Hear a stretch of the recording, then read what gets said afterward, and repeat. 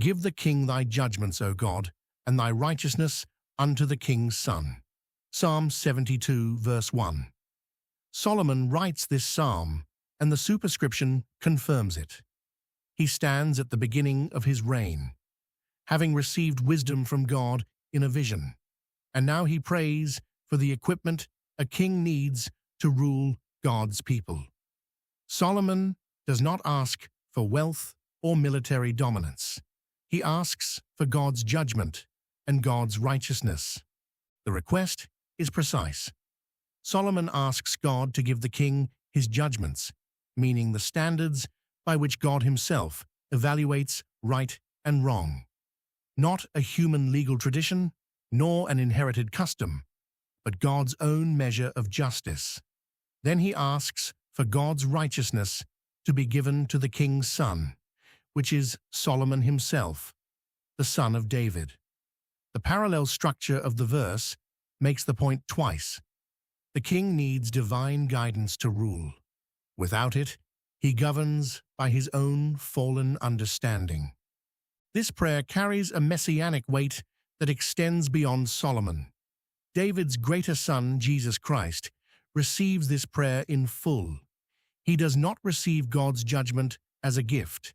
He is the righteous judge. Jesus embodies the righteousness Solomon requested. Every earthly king falls short of this standard, but Christ fulfills it.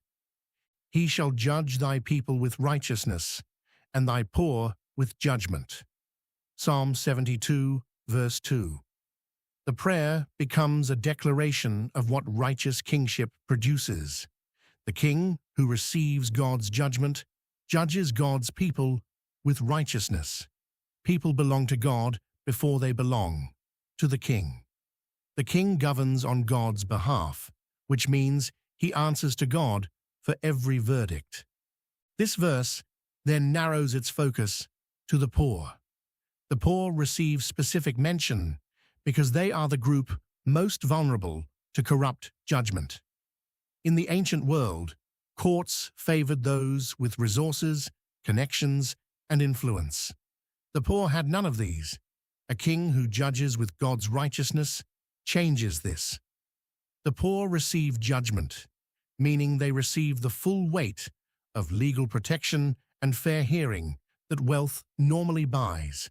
Solomon prays for a kingdom where the poor are not afterthoughts, but specific beneficiaries of the king's righteousness. The mountains shall bring peace to the people, and the little hills by righteousness. Psalm 72, verse 3. The verse expands the effect of righteous kingship outward to creation itself. Mountains and hills represent the full extent of the land. When a king rules with God's righteousness, peace flows from every corner of the territory. The land itself takes part in the blessing.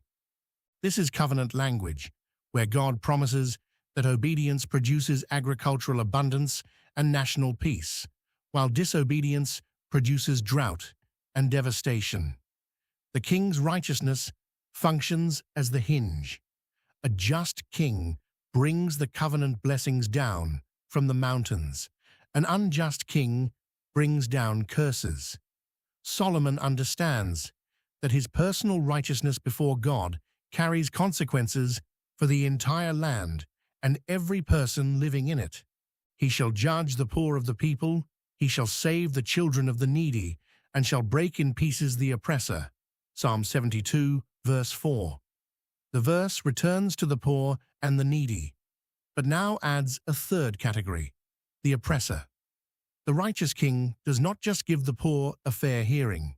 He saves the children of the needy, acting as their deliverer. He then turns to the oppressor and breaks him into pieces. The same righteousness that protects the vulnerable destroys those who prey on them. This is not passive justice. The king pursues the oppressor. He does not wait for the poor to navigate a legal system stacked against them. He moves toward injustice and dismantles it. The three actions in this verse form a complete picture of what God's righteousness looks like when it operates through a righteous king. The poor are judged, The needy's children are saved, and the oppressor is broken.